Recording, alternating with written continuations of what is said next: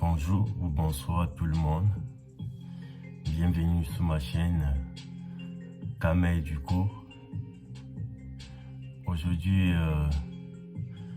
je vais vous présenter la conférence de presse de Rigo Besson, l'entraîneur de l'équipe nationale du Cameroun. Je vais vous présenter sa conférence après le match du Cameroun contre la Guinée-Conakry. Alors,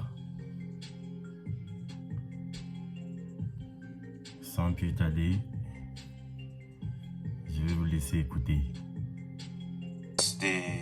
De ces 90 minutes. Ouais, un début de match assez...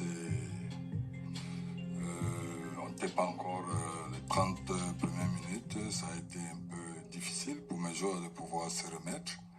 Et vous savez que à l'entrée d'une compétition, il faut être vigilant, il faut prendre toutes les dispositions de pouvoir ne pas se jeter. Je pense qu'on a mal commencé, pas comme on souhaitait. Et tout de suite, on a vu qu'on prend un but qui vient de nous. Et ça nous met en difficulté. Et après, on se remet. Et c'est dommage parce que la façon dont on a pu jouer, on aurait dû faire la différence. On n'a pas pu obtenir ce qu'il fallait, c'est-à-dire mettre le ballon dans les filets. Merci beaucoup. Place aux journalistes. Merci. Emmanuel Robert Marap, Mediasport Info 481 Canal Sat, coach. Ma question elle est toute simple. Déjà une observation, coach. Qu'est-ce qui explique ces deux visages justement des Lions indomptables? Une première mi-temps, un peu timoré, vous-même vous l'avez reconnu. Et une deuxième mi-temps, assez agréable d'ailleurs, eût été la maestria du gardien adverse que le Cameroun aurait pu remporter ce match.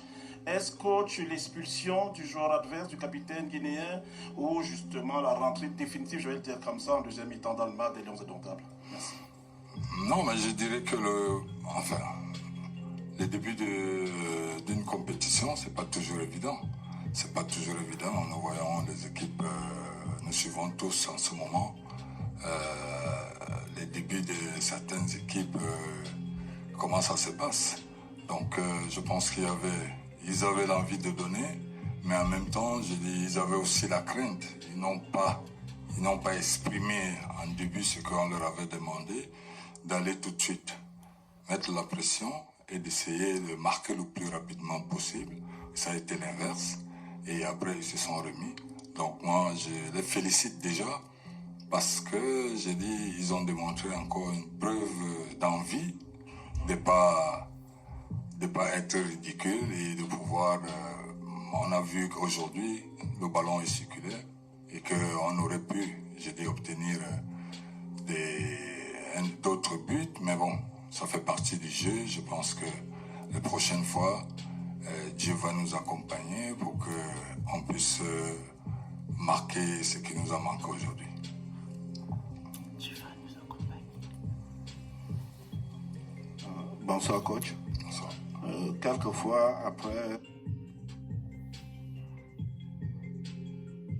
Quelquefois, après ce genre de rencontre, le résultat est moins important que les enseignements qu'on en tire.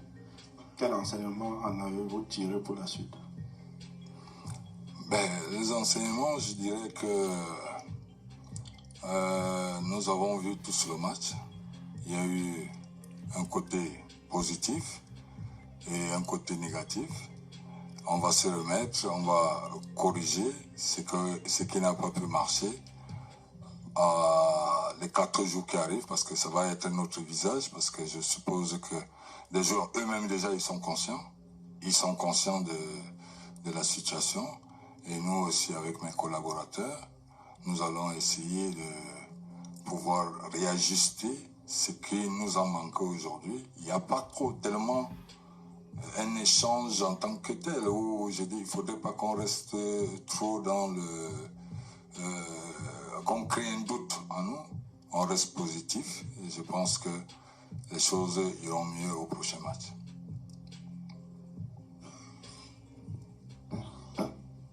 Bonsoir coach, David Teyengue, quotidien le jour. Oui, il faut rester positif coach, mais ça fait longtemps qu'on pose la question de savoir comment les Camerounais veulent savoir pourquoi garder Toko Ekambi dans l'axe. Pourquoi avoir des latéraux droits et faire jouer un joueur de l'axe sur le côté dans une compétition comme celle-ci. On les a essayés pendant d'autres matchs, on croyait qu'on a déjà notre équipe type.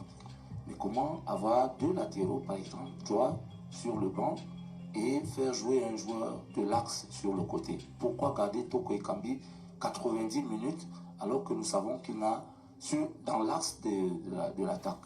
Voilà. Bon, ça c'est votre analyse. Quand Toko a joué avant-centre à Vida, on n'a pas dit la même chose. Toko en club, si vous suivez bien ces matchs, il est plus à l'aise à l'axe que sur le côté. Donc aujourd'hui, je pense que ça n'a pas été comme on souhaitait.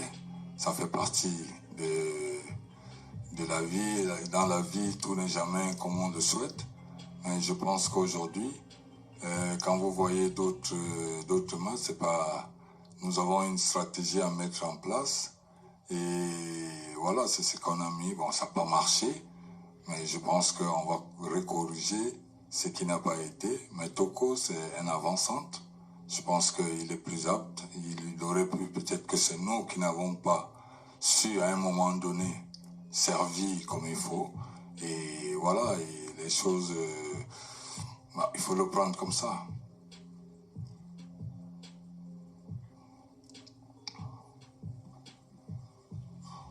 Bonsoir coach. Bonsoir. Je m'y ici. Déjà, félicitations. Alors, pour on va le s'arrêter sursaut là. parce que... On va s'arrêter là parce que notre très cher capitaine, il est nul. Voilà les amis, pour la suite de la vidéo. Comme je vous ai dit que Rigobert Song était nul. Voilà. Depuis qu'il a pris la tête de l'équipe nationale, il a toujours fait ça. Il n'a jamais gagné vraiment un match comme ça, tout simplement comme un coach normal. Et l'autre point, c'est que il n'est pas convaincant devant la presse ou lors de ses conférences. Vous-même, vous voyez comment ça se passe. Et si je dis ça, ce n'est pas juste pour tirer sur lui, mais c'est... Déjà, je suis Camerounais et j'ai le droit de dire ce que je pense. Et voilà, c'est un peu ça l'histoire. Il faut qu'il nous change cette équipe et qu'il trouve les joueurs qui peuvent représenter le Cameroun de l'époque qu'on connaît. Cameroun de 90, l'époque de Samuel Eto'o, les Jérémy Dida. Et voilà, lui aussi, Rigobert Song, il était dans cet effectif-là entre 2000 et 2010.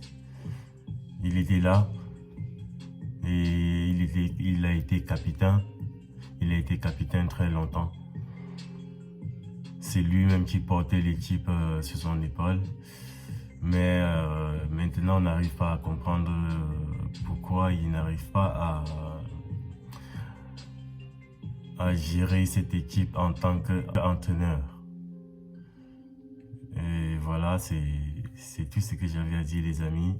Dites-moi ce que vous en pensez dans les commentaires. N'oubliez pas que match de demain, c'est à partir de 18h heure du Cameroun et 18h aussi heure de la France. Allez, big up les gars. Partagez et abonnez-vous.